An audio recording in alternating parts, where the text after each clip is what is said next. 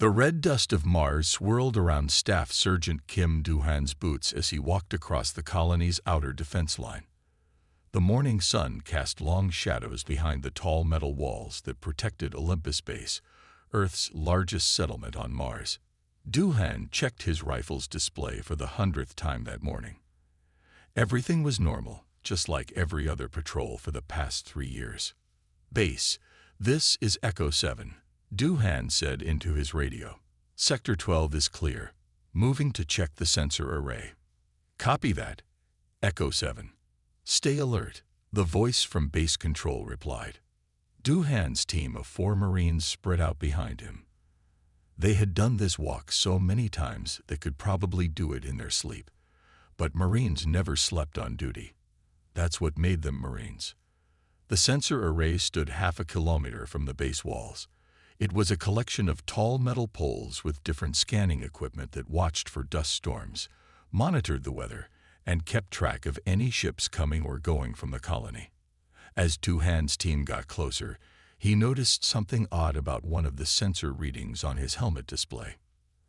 "That's strange," he said, mostly to himself. "Base, I'm seeing some interference on sensor pole 7. Permission to check it out." "Granted, Echo 7. But make it quick. Dust storm approaching from the west." Doohan waved his team forward. They moved with practiced ease, spreading out to cover all angles as they approached the malfunctioning sensor. The wind was picking up now, making visibility worse. That's when Doohan saw it. Through the swirling red dust, a shape began to appear. It wasn't like any ship he had ever seen before. The hull was dark purple, almost black, with no visible windows or doors. It seemed to absorb the light around it. "Base, unknown contact," Doohan shouted into his radio. "Approximately 200 meters north of sensor array 7. Request immediate." His transmission cut off as a bright blue light shot out from the strange ship. The beam hit the ground near his team, throwing up more dust and rocks. Doohan's training kicked in instantly. "Contact. Contact. Fall back to defensive positions," he ordered. His team reacted immediately, taking cover behind the sensor array's support structures. They returned fire, but their bullets seemed to bounce off an invisible shield around the alien ship. More blue beams cut through the dust storm. One hit Private Lee's position, and Doohan watched in horror as his teammate disappeared in a flash of light. Was he dead? Captured? There was no way to know. "Base, we are under attack. Unknown enemy capabilities. Send backup now." Doohan yelled into his radio, but only static answered him. He could see more shapes moving in the dust storm now. They were tall, at least 2 meters, with strange armor that seemed to shift colors like oil on water. Doohan fired at the nearest one, but his bullets had no effect. "Fall back to the base. Now." He ordered his remaining 2 team members. They began to retreat, providing covering fire for each other. That's when Doohan felt something hit him from behind. His whole body went numb, and he fell face first into the red Martian soil. He tried to move, to reach for his weapon, but nothing worked. He could only watch as strange hands rolled him over. The last thing Staff Sergeant Kim Doohan saw before losing consciousness was a face looking down at him. It wasn't human. The skin was gray-purple, with eyes that glowed like distant stars. The alien said something in a language he didn't understand, and then everything went black. Back at Olympus Base, alarms were blaring. The remaining Marines had made it back, bringing news of the attack and Doohan's capture. As the dust storm raged outside, Earth's first alien contact had just become a hostage situation. No one knew it yet, but this was how the war began. The aliens had made a terrible mistake. They hadn't just captured any soldier. They had captured a Marine. And Marines never leave one of their own behind. Staff Sergeant Kim Doohan woke up in a room with walls that seemed to shift color like moving water. His head hurt, and his muscles felt stiff. He was sitting in a chair made of some strange metal, but he wasn't tied down. His Marine combat suit was gone, replaced by a plain gray outfit. A door appeared in the wall, simply forming out of nowhere. Through it walked what looked like a human man in a military uniform. But Duhan knew better. He had seen their real faces on Mars. "I am Commander Lee Sung-ki," the alien said in perfect English. "You are on board the Raksha warship Starseeker. We have questions for you." Duhan sat up straight, just as his training had taught him. Kim Duhan, Staff Sergeant, United States Marine Corps, Service Number 872 to 459031. The commander smiled, but it didn't look quite right on his human face. "Yes, we know this already. We have studied your species for some time. What we want to know is why your kind fights so hard. Why you never give up, even when defeat is certain." Kim Duhan, Staff Sergeant, United States Marine Corps, Service Number 872 to 459031. Duhan repeated. Commander Lee walked around the room slowly. "Your team was outnumbered. Our weapons were superior, yet you kept fighting.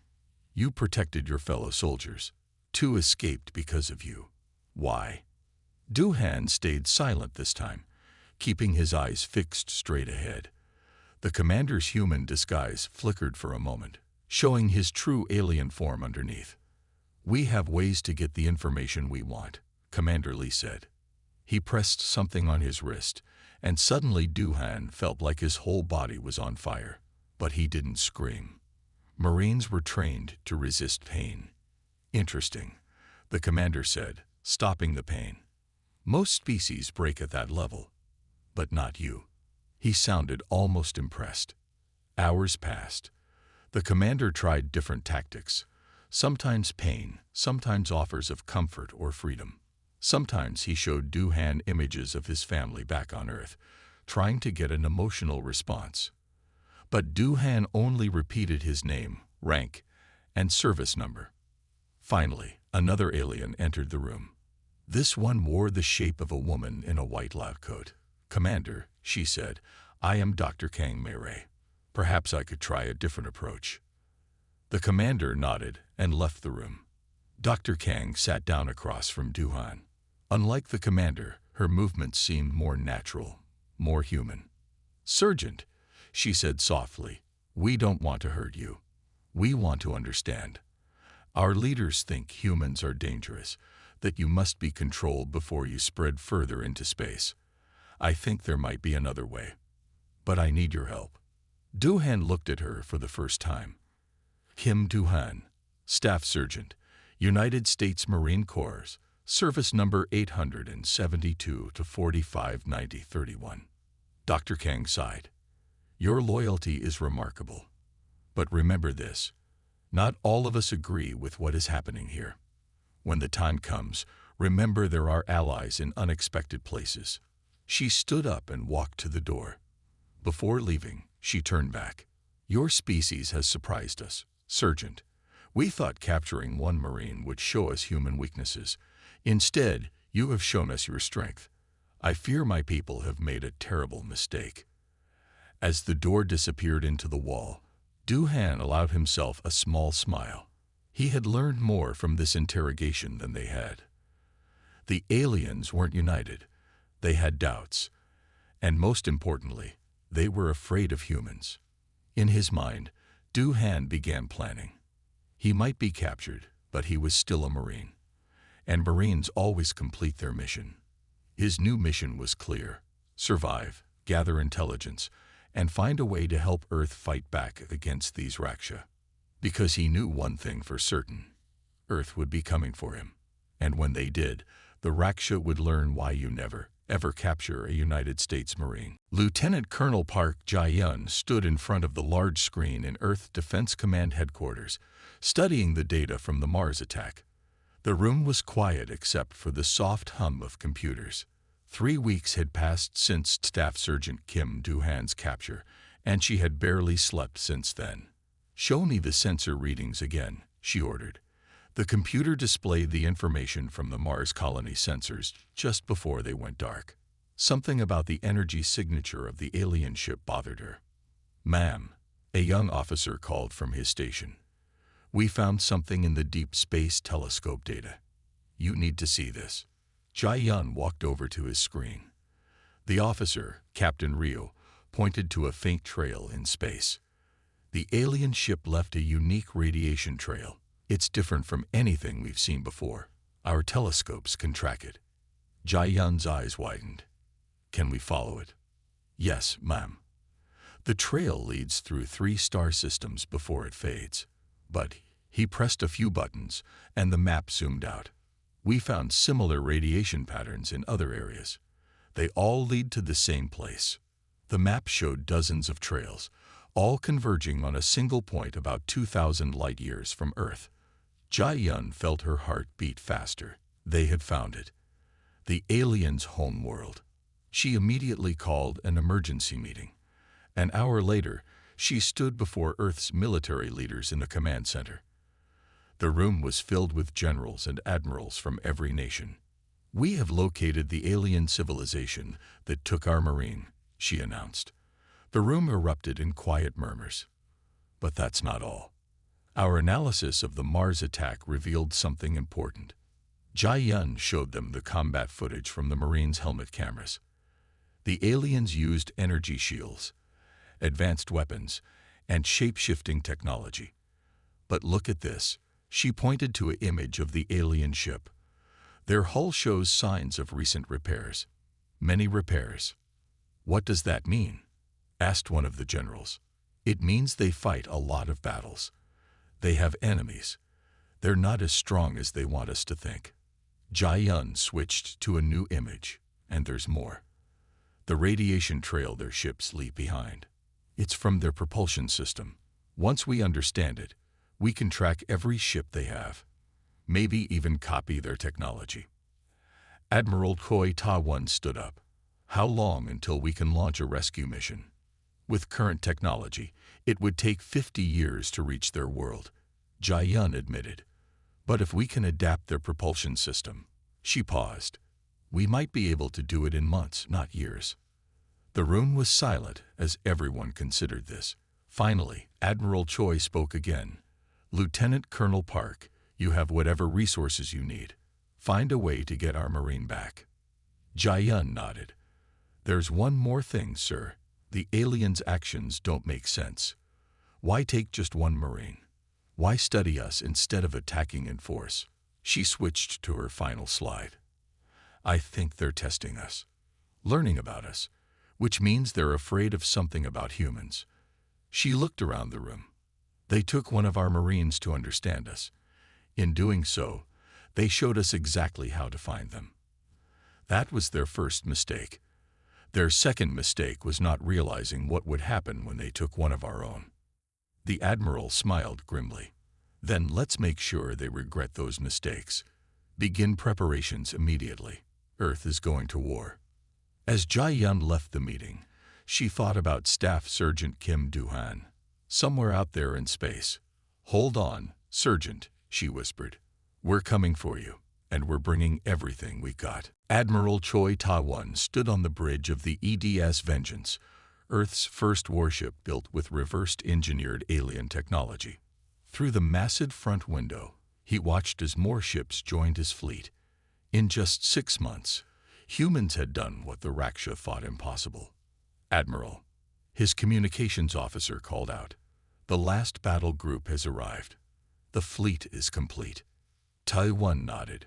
200 ships now floated in Earth's orbit. Some were small and fast, perfect for hit-and-run attacks. Others were huge carriers, filled with fighters and marines. Each one carried weapons based on Raksha technology, but improved by human engineers. Send the signal, Taiwan ordered. All ships, prepare for jump. The new engines hummed to life. They worked just like the one from the Raksha ship that attacked Mars, but better. Earth's scientists had found ways to make them more powerful and efficient. The aliens would never expect that. On the main screen, Lieutenant Colonel Park Jae-yun appeared from her command center on Earth. Admiral, our spies report the Raksha still don't know we're coming. They think it will take us years to reach them. Good, Taiwan said. How is our special weapon coming along? The computer virus is ready, Jai Yun replied. Once we're in range, it will shut down their shields. They won't know what hit them. Taiwan turned to his crew. They were all volunteers, the best from every nation on Earth. This is what we trained for, he said. The Raksha think they're superior to us. They think capturing one Marine gave them an advantage. Today, we proved them wrong. He pressed a button on his command chair. His voice went out to every ship in the fleet. All hands, battle stations. This is not just a rescue mission. This is humanity's first step into the galaxy. The Raksha and every other alien race need to learn one important lesson. Earth protects its own. The fleet moved into position. On every ship, crews checked their weapons and systems one last time. In the landing bays, Marines prepared their combat suits, now enhanced with stolen alien technology. They all knew their jobs. Hit hard, hit fast, and find Staff Sergeant Kim Do-han. Sir, his navigator said, all ships report ready for jump. Taiwan took a deep breath. Very well. Launch the first strike teams. Small black ships slipped away from the fleet. They carried special forces teams trained to disable the Raksha's early warning systems. Thanks to Dr. Kang Mairei's secret messages, they knew exactly where to strike. Teams away, the tactical officer reported. They'll reach the target in 5 minutes. Taiwan watched the countdown on his screen. In 5 minutes, the biggest battle in human history would begin. But he wasn't worried. He had seen the reports, studied the Raksha's tactics. They were powerful, but they had never faced anything like humans before. Sir, his second-in-command said quietly, do you think we can win? Taiwan smiled. The Raksha made 3 big mistakes. First, they underestimated how quickly we learn. Second, they didn't realize how far we'll go to save one of our own.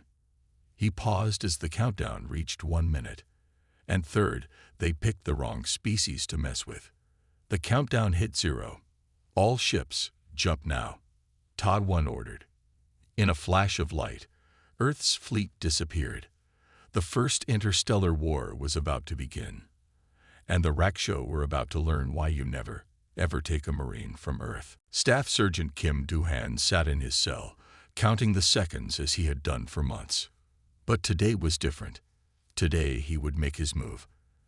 Dr. Kang Mairei had secretly told him that Earth's fleet was coming. It was time to do his part. The door to his cell formed in the wall, and Dr. Kang entered. She looked nervous. Sergeant, we don't have much time, she said quietly. The guards will change shifts in 5 minutes. Do-han nodded. Over the past months, he and Mairei had planned this carefully. She had helped him learn about the Raksha's weaknesses, and he had shown her that humans could be trusted. The control room is 2 levels up, Mairei said, handing him a small device. This will help you move through the ship without being seen. But it only works for 10 minutes. Do-han took the device. It looked like a simple wristband, but it could bend light around him, making him almost invisible. What about you? He asked. I need to get to the research lab, she replied. There are others like me who want to help. The Raksha have ruled through fear for too long. Many of us want change. They moved quickly through the corridors of the massive Raksha ship. Mairei had disabled the security cameras, but they still had to be careful. Guards patrolled everywhere. Do-han activated the cloaking device and headed toward the control room. His time in captivity had not been wasted. He had memorized the ship's layout, learned the guards' patterns, and discovered which systems were most important. In the control room, 3 Raksha officers worked at their stations. Do-han waited until one left for their break. Then he moved. Years of Marine training made him quick and silent. In seconds, both remaining officers were unconscious. He sat at the main computer and began typing. Mairei had taught him how to use Raksha technology. First, he disabled the ship's internal alarms. Then he started shutting down the defense systems one by one. Warning, the computer announced in the Raksha language. Shield systems failing. Weapon systems offline. Alarms started blaring throughout the ship. Duhan smiled. The Raksha would be busy trying to fix their systems. They wouldn't notice that he had also sent their defense codes to every nearby ship. His radio crackled. "Sergeant," Myray's voice came through. "The research lab is secure. My team has control of the ship's engines, but the commander is coming with guards. You need to move now." Duhan grabbed a Raksha weapon from one of the unconscious officers. "Meet me in Section 7, he said. "We need to reach the communication center next." As he left the control room, he heard shouting. Commander Lee's voice echoed through the corridors. "Find the human. Lock down all sections." But it was too late. The damage was done. Without their shields and weapons, the Raksha ships would be vulnerable. And somewhere out there, Earth's fleet was coming. Duhan moved quickly through the ship, avoiding guards. He had been a prisoner for months, but now he was a Marine again. And Marines never give up. They never stop fighting. He met Myray and her team in Section 7. They looked scared but determined. "Are you ready?" he asked them. Myray nodded. "We've waited generations for a chance to end the Raksha's rule. Your people gave us that chance." "Then let's make it count," Duhan said, checking his weapon. "Earth is coming, and we're going to give them one hell of a welcome party." Colonel Yoon Hangil watched from the bridge of his stealth ship as Earth's fleet appeared in Raksha space. The massive ships emerged from their jump points like a wall of steel and determination. On his tactical screen, he could see the Raksha ships scrambling to respond, but they were too late. "All teams, begin Operation Nightfall," Hangil ordered into his command channel. His ship, the Shadow Striker, led a group of 20 special operations vessels. Their mission was simple but crucial: cause chaos in the Raksha defense line. The human fleet split into 3 groups.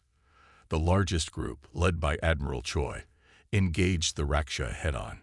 The second group moved to protect their flanks. Hangil's group slipped between enemy ships like ghosts. "Sir," his tactical officer reported, "Staff Sergeant Kim's signal is active. Multiple Raksha ships are reporting system failures." Hangil smiled. Their captured Marine had done his job well. Many Raksha ships found their shields failing and weapons shutting down. The aliens had never expected their prisoner to understand their technology so quickly. "Launch fighters," Hangil commanded. Squadrons of Earth's new hybrid fighters emerged from their carriers. They were smaller than Raksha ships, but faster and more agile. The aliens had never seen anything like them.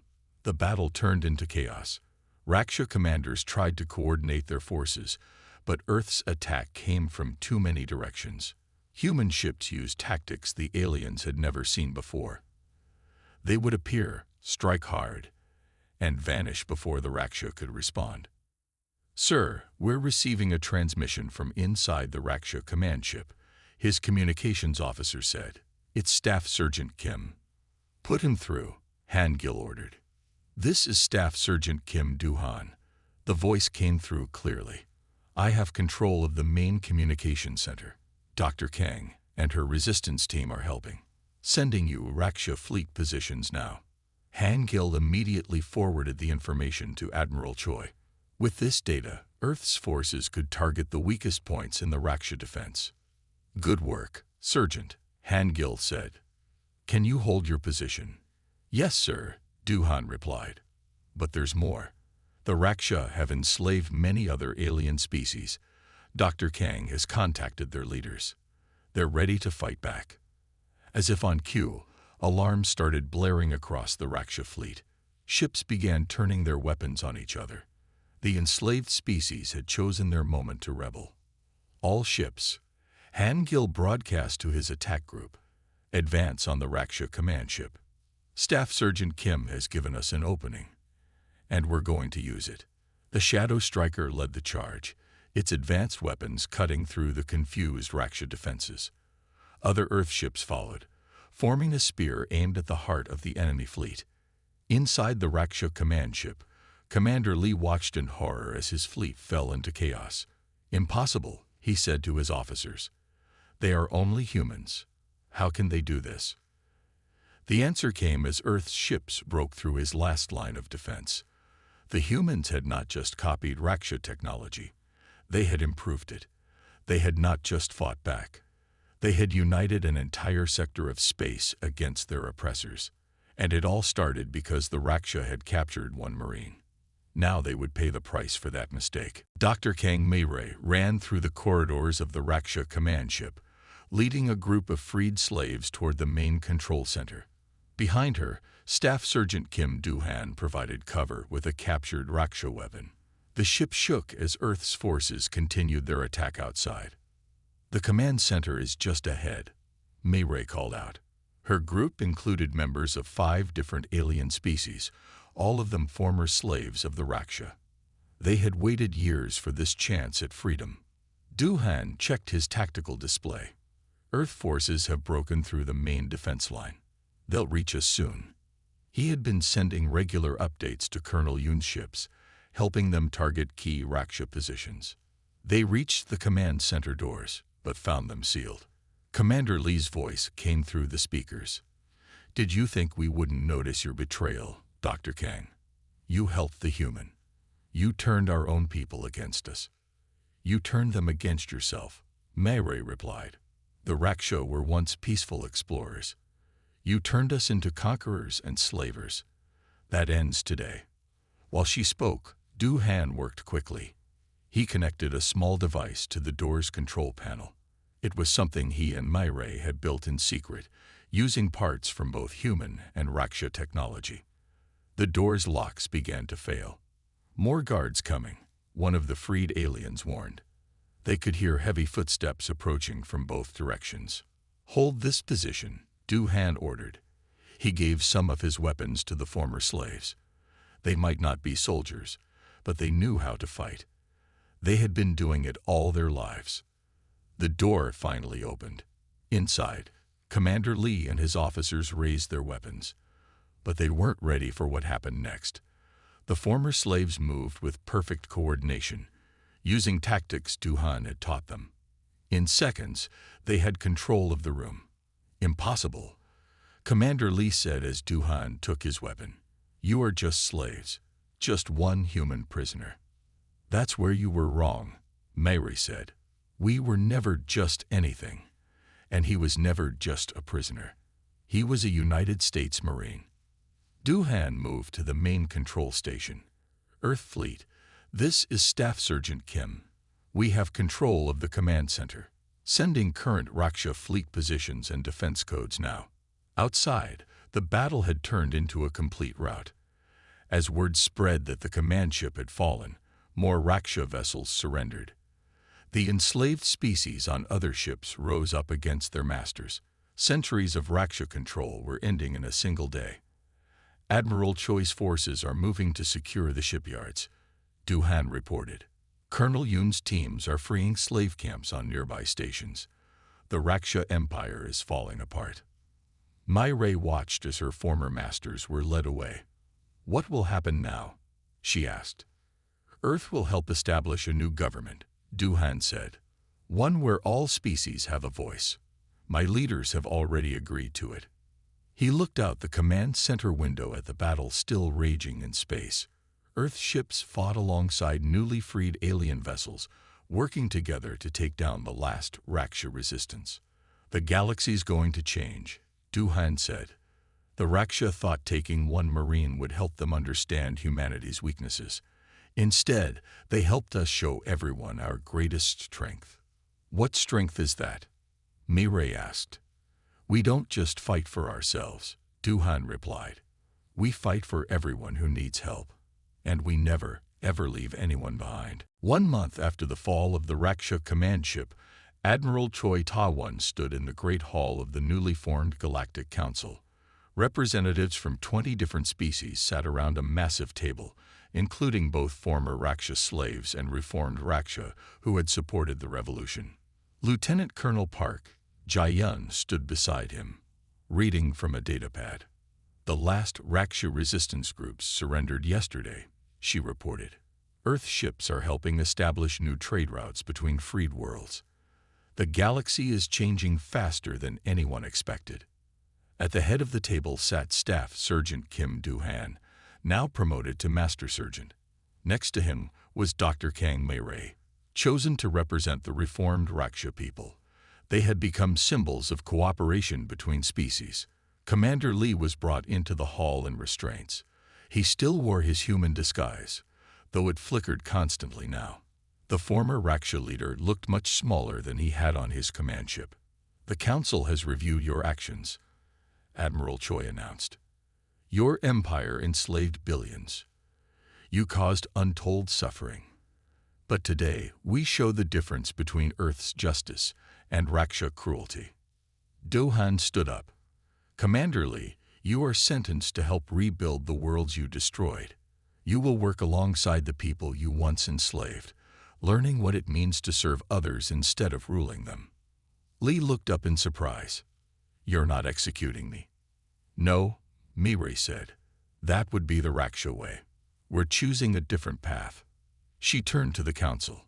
"My people have much to answer for, but with Earth's help, we can become something better."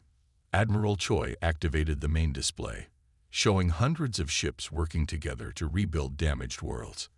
Earth vessels flew alongside alien ships, sharing technology and resources. "1 month ago, humanity had never left our solar system," Choi said. "Now we're helping build a new future for the galaxy. And it all started because the Raksha made one simple mistake. They took one Marine," Jae-yun added. "They thought they could learn about humanity's weaknesses. Instead, they learned about our strength." Do-han looked around the table at the faces of former enemies now working together. "The Raksha wanted to know why humans fight so hard," he said. "Now they know. We fight for what's right. We fight for those who can't fight for themselves. And we never stop until the job is done." As the council meeting ended, Mei-rei approached Do-han.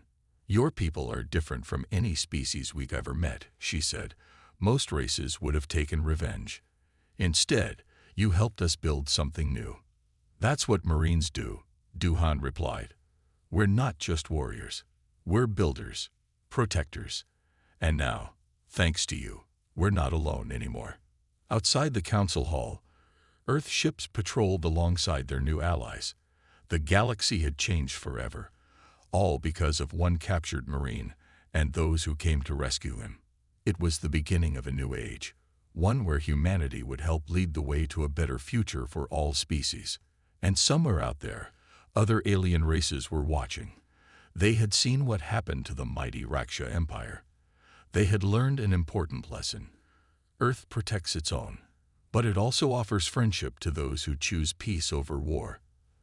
The Marines had taught the galaxy both strength and mercy, and that would be their lasting legacy.